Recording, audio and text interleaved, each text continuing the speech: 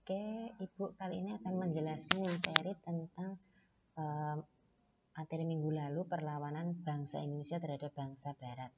Nah, jadi intinya materi ini cukup banyak. Jadi Ibu hanya akan menjelaskan bagian yang penting-penting saja. Jadi kemarin kan bangsa Barat atau bangsa Eropa itu sudah mulai masuk ke Indonesia. Kemudian mereka melakukan penjajahan dengan segala kebijakan mereka yang jelas kebijakannya itu sangat merugikan bangsa Indonesia. Nah, bangsa Indonesia itu tidak mungkin mereka hanya diam saja, ya, rakyat Indonesia pada waktu tidak mungkin hanya diam saja, kemudian mereka memutuskan untuk melakukan perlawanan. Cuman kan waktu itu yang namanya Indonesia, bangsa Indonesia itu belum terbentuk, jadi masih sistem kerajaan, jadi masih berupa daerah-daerah, misalkan yang ada di Banten sendiri, di Sumatera sendiri, jadi masih bersifat kedaerahan atau lokal, makanya perlawanan mereka pun juga masih perlawanan lokal, jadi belum ada rasa yang namanya nasionalisme, ya, jadi masih bersifat kedaerahan.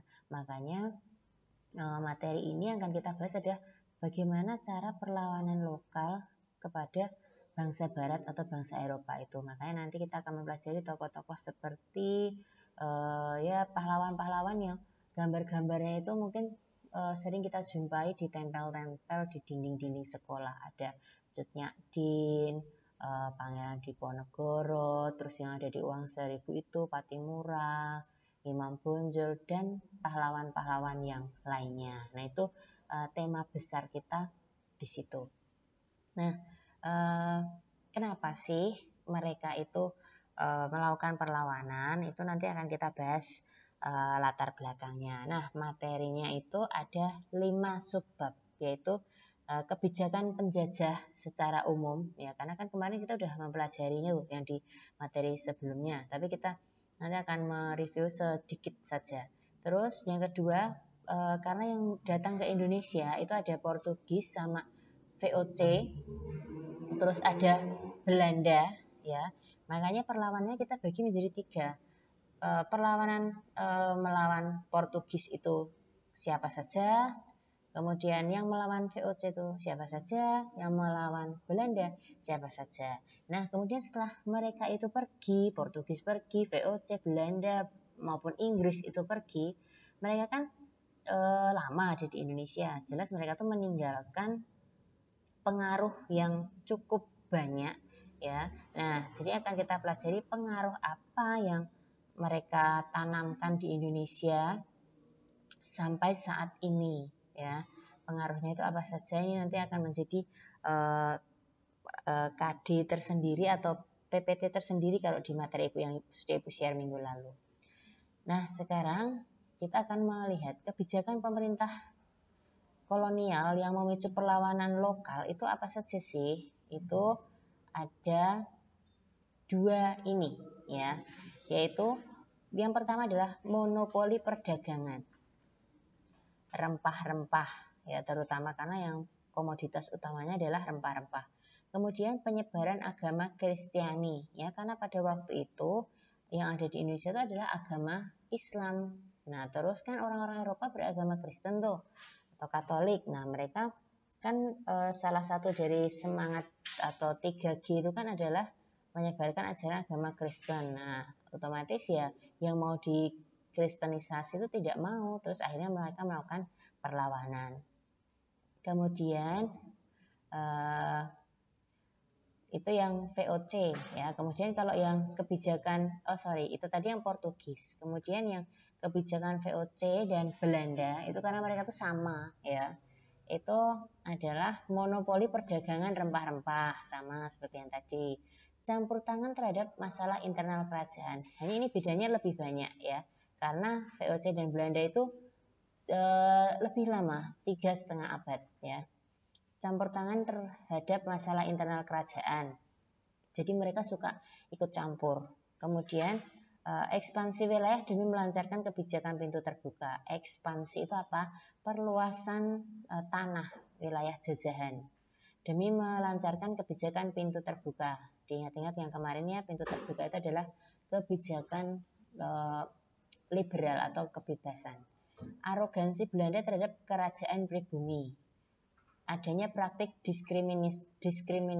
diskriminasi terhadap penduduk pribumi. Ya, jadi mereka mempraktekkan golongan kulit hitam dan kulit putih, ya, diskriminasinya itu.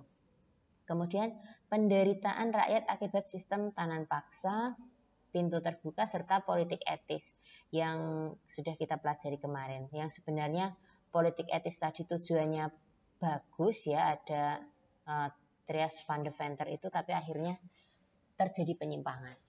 Yang bermanfaat itu hanya satu, yaitu yang bagian edukasi, karena nanti akan memunculkan golongan terpelajar. Kemudian ini adalah ciri-ciri perlawanan sebelum adanya yang namanya kesadaran nasional. Ini perlu kalian ingat-ingat, nanti akan kita pelajari di bab berikutnya, ya. Jadi perlawanan sebelum ada rasa nasionalisme itu cirinya ada 4, ya. Bersifat lokal atau kedaerahan, ingat-ingat ya. Bergantung pada seorang pemimpin karismatik. Pemimpin karismatik itu apa? Ya contohnya kalau di Jawa itu ada perang Diponegoro, berarti pemimpin karismatiknya siapa? Ya Pangeran Diponegoro. Kalau tidak dipimpin oleh Pangeran Diponegoro, kemungkinan tidak akan ada perlawanan rakyat Jawa, karena waktu itu yang paling berkarisma atau pinter itu ya Pangeran Diponegoro. Jadi kalau pemimpinnya meninggal, ya sudah, perlawanan itu akan selesai. Jadi ada rasa ketergantungan. Kemudian perlawanan bersifat fisik atau mengandalkan kekuatan senjata. Jadi sebelum ada kesadaran nasional itu, perlawanan itu menggunakan otot, ya, atau bambu runcing atau keris gitu ya. Jadi mereka tidak mengandalkan yang namanya diplomasi, negosiasi atau perundingan, itu tidak. Mereka pokoknya perang aja yang mereka pikirkan. Nah, kapan mereka akan menggunakan diplomasi? Nanti setelah muncul yang namanya kesadaran nasional di materi berikutnya. Kemudian perlawanan itu masih mudah dipecah-pecah atau gampang sekali waktu itu rakyat Indonesia itu diadu domba oleh bangsa Barat karena belum ada rasa nasionalisme, ya. Keempat hal ini perlu kalian ingat-ingat, ya. Oke, kemudian yang pertama itu perlawanan melawan Portugis. Ya, perlawanan melawan Portugis itu ada Perang Demak, ada Aceh, dan ada Ternate. Ini yang melawan Portugis. Nah, Perang Demak dulu ya yang pertama. Ini sebenarnya sudah kalian pelajari di kelas 10.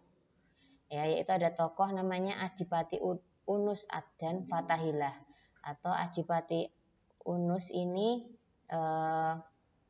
dia nanti akan menyerang Portugis di Sunda Kelapa, ya, dan berhasil, dan Sunda Kelapa diganti namanya menjadi Jayakarta, ya, yang akhirnya nanti akan menjadi Batavia, terus nanti akan Batavia oleh J.P. Kuhn ya yang mengubahnya ya, kemudian nanti akan menjadi Jakarta, ya.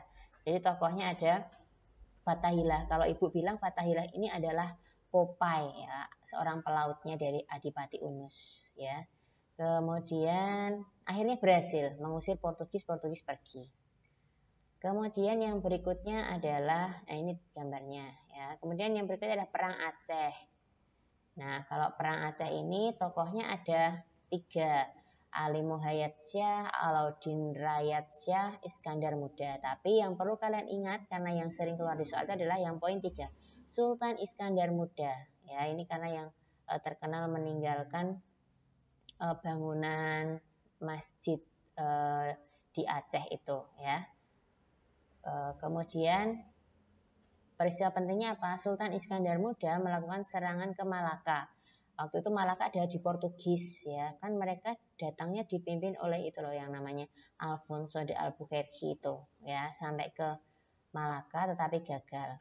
Portugis dapat dikalahkan. Yang mengalahkan siapa? Ya Belanda, karena Belanda jauh lebih kuat daripada Portugis. Jadi belum tentu perlawanan yang ibu bahas itu selalu berhasil loh. Banyak yang gagal juga, tapi juga ada yang berhasil. Ini Sultan Iskandar Muda. Kemudian yang berikutnya adalah Perang Ternate, ya. Tokohnya adalah Sultan Baabullah, ya, yang akhirnya perlawanannya ini berhasil mengusir Portugis dari Ternate. Yang kedua itu adalah perlawanan melawan VOC. Kalau yang tadi Portugis, sekarang melawan VOC. Itu ada 5. Perang Ternate, Tidore, Perang Mataram, Banten, dan Makassar. Ya. Ternate yang ini dengan Ternate yang Portugis itu berbeda, karena Ternate itu pernah diduduki oleh Portugis, pernah juga diduduki oleh VOC. Jadi perang yang berbeda meskipun wilayahnya sama. Nah, perang Ternate ini tokohnya itu adalah Kapiten Kakiali dan Teluka Besi, ya. Akhirnya VOC yang menang, ya. Memang banyak VOC yang menang karena ya dari senjata mereka jauh lebih modern. Kemudian yang berikutnya perang Tidore. Perang Tidore ini tokohnya ini ya, yang paling utama adalah Sultan Nuku, ya. Sultan Nuku berhasil mengusir VOC hasilnya atau akhir perlawanannya. Yang ini berhasil. Jadi sekali lagi tidak semuanya juga gagal, tapi ada juga yang berhasil. Kemudian yang berikutnya adalah Perang Mataram. Nah, kalau Perang Mataram ini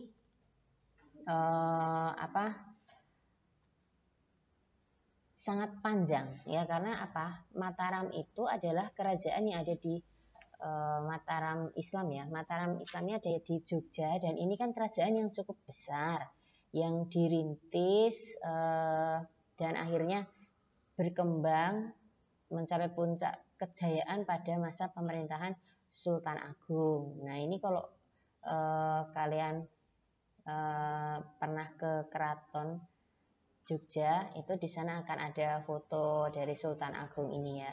Nah, perangnya itu terjadi 2 kali ya, yaitu yang pertama 1628 itu menyerang VOC di Batavia tetapi gagal. Kenapa gagal? Karena jarak Mataram ke Batavia itu terlalu jauh. Dari Jogja ke Jakarta sekarang itu jauh, padahal dulu kan tidak ada kendaraan seperti sekarang. Mereka dulu tuh naiknya kuda, jadi jelas itu terlalu jauh. Dan jarak yang jauh itu kan membutuhkan stamina, terutama adalah persediaan bahan makanan. Nah, ternyata waktu itu persediaan bahan makanannya itu kurang. Nah, kemudian dilanjutkan lagi. Kemarin sudah dievaluasi gitu ya. Kemarin karena kurang makanan, berarti kita harus persediaan makanan lagi. Nah, akhirnya 1 tahun kemudian menyerang lagi, 1629. Penyerangan terhadap VOC di Batavia gagal lagi. Kenapa? Karena ternyata orang-orang di dalam Mataram sendiri itu ada yang berkhianat ya. Pasukan Sultan Agung itu ada yang berkhianat, kemudian membakar gudang makanannya. Nah, malah gudang makanan dibakar, dan pasukan Mataram juga banyak terserang penyakit. Waktu itu adalah penyakit malaria. Kemudian akhirnya bagaimana? Ya jelas VOC yang menang. Namun Sultan Agung sempat melakukan blokade ekonomi, terutama perdagangan beras, karena di Pulau Jawa itu lahan pertaniannya pada waktu menghasilkan panennya adalah beras. Meskipun gagal, tapi Sultan Agung berhasil melakukan blokade beras. Kemudian masih kelanjutan dari perang Mataram ya. Latar belakangnya itu VOC itu menguasai Mataram karena pengganti Sultan Agung yaitu Amangkurat I. Jadi kalau kemarin kalian menyimak di materi kelas 10 itu Sultan Agung itu raja yang kuat gitu, tetapi penggantinya setelah itu tuh ada yang kejam terhadap rakyat, ada yang suka kerja sama-sama VOC. Jadi Mataram nanti lama-lama akan terpecah-pecah ya, yaitu ada perjanjian Giyanti dan lain sebagainya itu. Jadi nanti Mataram akan terpecah-pecah. Nah, salah satunya adalah Amangkurat I itu merupakan raja yang lemah terhadap VOC dan kejam terhadap rakyat. Kemudian ada pemberontakan dari orang-orang di Mataram sendiri, ada namanya Trunojoyo ya. Kemudian akhir dari peristiwanya itu adalah nanti akhirnya diadakan perjanjian Giyanti, yaitu kerajaan Mataram dibagi 2, yaitu Kesultanan Yogyakarta untuk Mangkubumi atau Habis ke-1 dan Kasunanan Surakarta untuk Pakubuwono III. Jadi akhirnya nanti kerajaannya akan terpecah-pecah. Kemudian yang berikutnya adalah Perang Banten. Nah, Perang Banten ini tokoh utamanya adalah seorang tokoh yang bernama Sultan Haji dan Sultan Ageng Tirtayasa. Ageng Tirtayasa ini bapaknya Sultan Haji, ya kalau di kelas 10 kemarin.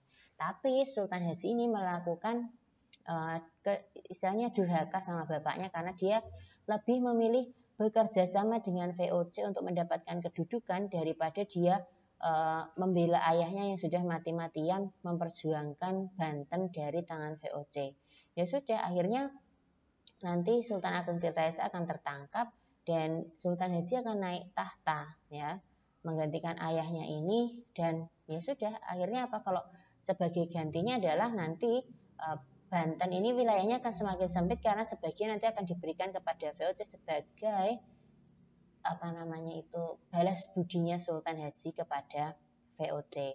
Kenapa sih si bapaknya ini kok nggak suka kalau Sultan Haji ini naik tahta padahal anaknya sendiri? Karena bapaknya ini sudah tahu kalau Sultan Haji itu adalah tipikal orang yang memimpin, dia bekerja sama dengan VOC. Jadi dia tidak rela kalau tahtanya itu diberikan kepada anaknya, walaupun itu sungguh-sungguh anaknya sendiri. Akhir perlawanannya VOC dan Sultan Haji menang dan berbagi daerah kekuasaan. Jadi setiap VOC itu ataupun Belanda nanti itu mengadu domba dan lain sebagainya. Apa sih yang mereka inginkan? Mereka hanya menginginkan wilayah, karena wilayah itu akan jadi daerah kekuasaan dan akan mereka kembangkan. Kemudian berikutnya adalah Perang Makassar. Kalau Makassar ini tokohnya adalah Sultan Hasanuddin, ya.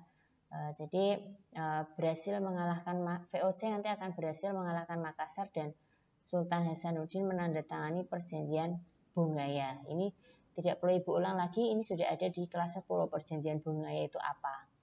Kemudian Makassar akan dikuasai oleh VOC.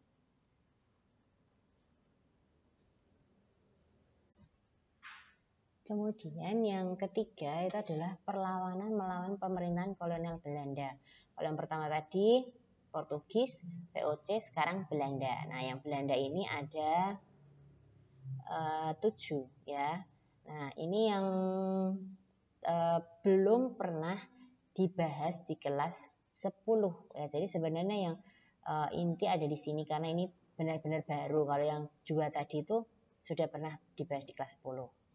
Yang pertama adalah Patimura, ya, di uang 1000, ya, 1000 yang lama. Kalau yang di uang 2000, 10.000. Kalau yang di 10.000 itu kan gambarnya Frans Kaisepo dari Papua. Nah, itu juga tokoh yang akan kita pelajari tapi nanti di kelas 12 sejarah Indonesia. Latar belakangnya, langsung ke tokohnya, ya. Tokohnya ada Patimura atau kata lainnya adalah Thomas Matulesi, ya, Kapiten Paulus Tiahahu dan Christina Marta Tiahahu. Ini juga pahlawan perempuan yang cukup terkenal. Bersama pentingnya apa? Patimura berhasil menguasai kembali benteng Dürrstedt, namun kemudian karena kurang persenjataan Patimura berhasil ditangkap dan dihukum gantung. Akhir perlawanan Belanda menang. Nah, coba kalian perhatikan di sini, kenapa sih sampai Patimura itu melawan Belanda? Itu berdasarkan Convention of London, Maluku diserahkan Inggris kepada Belanda. Rakyat menolak penyerahan wajib. Penyerahan wajib itu ya kayak kontingenten gitu, ya, penyerahan hasil bumi. Kemudian Belanda menduduki benteng Dürrstedt. Nah, kondisi politik, sosial, ekonomi yang buruk ketika VOC pergi dari situ. Sikap dan kebijakan Presiden Saparua yang sewenang-wenang. Desas-desus pemuda akan dijadikan tentara dan dibawa keluar Maluku. Nah, Belanda tidak membayar pesanan perahu Orambai kepada rakyat Maluku. Nah, ini adalah beberapa latar belakang yang akhirnya memicu perlawanan dari Patimura. Kemudian yang berikutnya Perang Paderi, ya. Ini tokohnya adalah Tuanku Imam Bonjol yang terkenal dengan sorbannya ini, ya. Nah, latar belakangnya apa? Jadi di Paderi ini, ya, di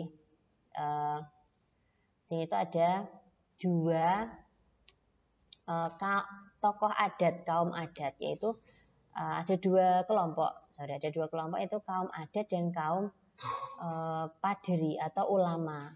Nah, yang kelompok adat ini itu mereka masih mempertahankan nilai-nilai budaya-budaya adat mereka. Salah satu contohnya adalah mereka suka berjudi sabung ayam. Nah, menurut mereka itu sah-sah saja. Nah, sementara yang kaum kedua, kaum padri atau ulama ini menentang kaum adat. Mereka mengatakan kalau apa yang kamu lakukan itu bertentangan dengan nilai-nilai ajaran agama Islam. Nah, akhirnya mereka berantem ceritanya ya. Yang ini 1803 sampai 21 terjadi perang pertama yaitu perang saudara. Kenapa disebut perang saudara ya? Karena mereka sama-sama tinggal di tempat atau wilayah yang sama, padri dan kaum adat, tapi mereka berantem gara-gara yaitu tadi nilai-nilai kebudayaan itu tadi. Nah, terus akhirnya terjadilah perang yang tahap kedua. Kaum padri vs kaum adat plus Belanda ya, karena nanti mereka nanti akan disusupi atau ada campur tangan Belanda. Jadi kaum padri itu nanti akan sendirian. Nah, terus kaum adatnya ini nanti akan didukung oleh Belanda. Jadi diadu domba gitu ya. Kemudian yang fase ketiga itu nanti kaum padrinya ini akan melawan kaum Belanda ya. Kemudian akhirnya apa? Belanda lah yang menang karena mereka jauh lebih kuat. Tokohnya tadi ada yang Tuanku Imam Bonjol ini dari kaum ulama ya. Kemudian yang berikutnya, nah ini penjelasannya ada di sini ya. Jadi kalian bisa menyimaknya di sini ya.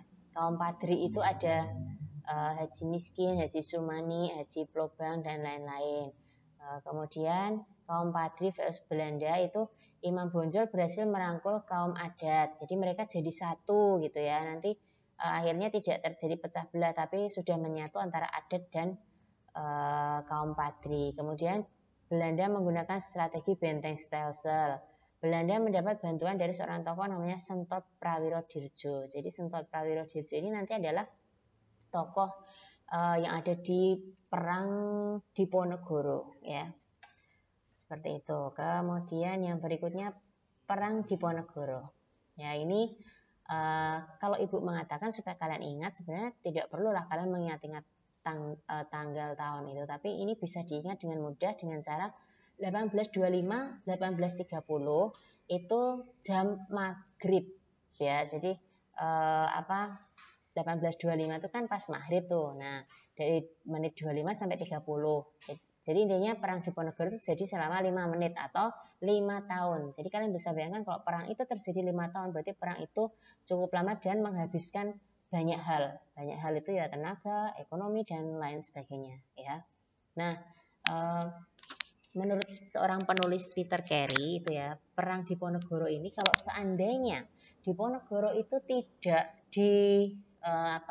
dikibulin sama Belanda, itu sebenarnya Diponegoro itu mampu mengusir Belanda ya, tapi karena Belanda melakukan strategi yang licik ya sudah Diponegoro akhirnya tertangkap ya karena kan ditipu gitu.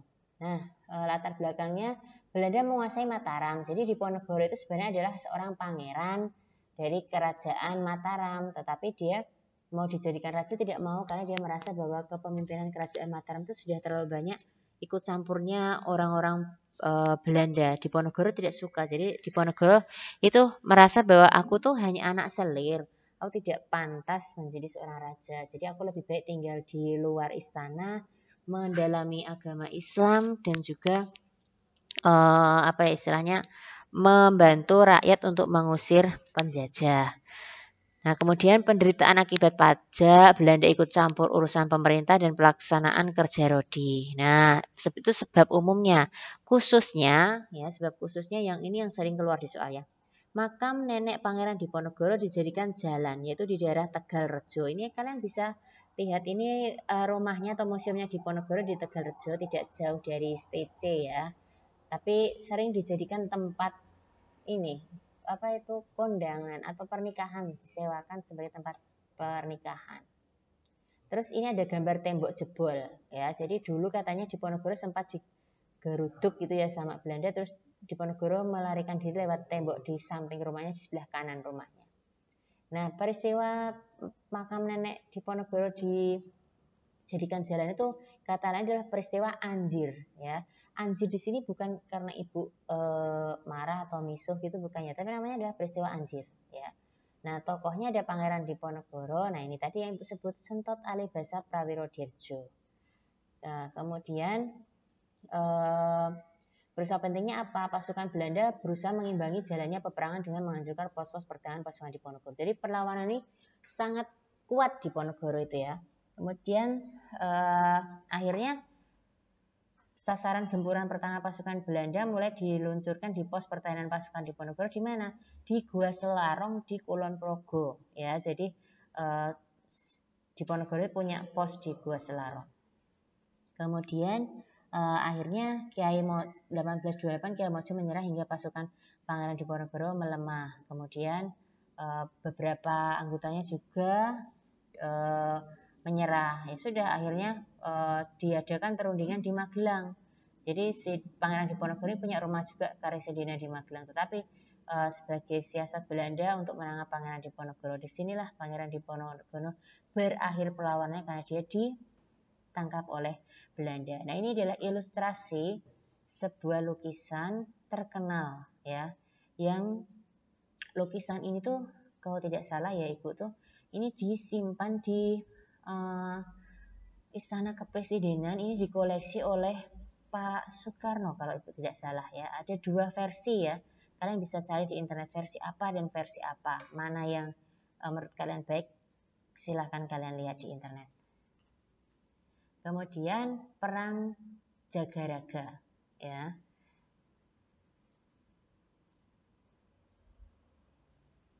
Perang Jagaraga. Nah, kalau perang Jagaraga itu ya jelas ada di Bali. Tokoh utamanya adalah I Gusti Ketut Jelantik. Nah, Belanda itu menyerang benteng Jagaraga. Kemudian setelah mendapat bantuan pasukan dari Batavia. Jadi Belanda itu juga dapat bantuan dari yang ada di Batavia atau di Jakarta. Nah, serangan tersebut dibalas oleh rakyat Bali dengan yang istilah namanya itu terkenal itu loh teman-teman, namanya adalah perang puputan atau perang sampai titik darah penghabisan. Nah, kemudian setelah benteng Jagaraga jatuh, serangan diarahkan ke Kelungkung, Karangasem, dan Gianyar. Akhir perlawanannya bagaimana Belanda dapat menegakkan kekuasaan di Bali. Intinya Belanda yang menang. Kemudian yang berikutnya adalah Perang Banjar atau Kalimantan. Tokohnya itu Pangeran Antasari. Kemudian akhir perlawanannya apa? Banjar dapat dikuasai oleh Belanda. Ini Pangeran Antasari. Oke, berikutnya Perang Aceh ya. Latar belakangnya adalah Belanda itu ingin mewujudkan yang namanya Pak Nederlandika atau Pak Nederlandika itu adalah kesatuan seluruh Pulau Jawa itu di bawah kekuasaannya Nederland atau Belanda. Jadi dari seluruh Indonesia itu mau dikuasai oleh Belanda. Nah, karena letak Aceh sangat strategis ya sebagai jalur perdagangan. Kemudian nanti tokohnya itu ada Cik Ditiro, Tengku Umar dan juga Cut Nyadin. Nanti Tengku Umar itu pura-pura menyerah gitu ya. Kemudian di bawah Snow Hurgrunje dapat mengalahkan perjuangan rakyat Aceh. Tapi ya sudah, akhirnya nanti Aceh akan dikuasai oleh Belanda. Kemudian 3 pahlawan ini nanti akan meninggal dengan perang gerilya ya. Siasat perangnya itu namanya perang gerilya, perang sembunyi-sembunyi di tengah malam. Ini Panglima Polim, Cut Nyadin, Tengku Cik Ditiro ya. Ini Tengku Umar. Kemudian yang berikutnya adalah perang Tapanuli ya. Latar belakangnya itu apa? Belanda menduduki wilayah Tapanuli sama Pak Nederlandika. Tokohnya adalah Sisingamangaraja yang ke-12. Tapanuli akhirnya dikuasai oleh Belanda dan Tapanuli dijadikan pusat budidaya tembakau dan kopi.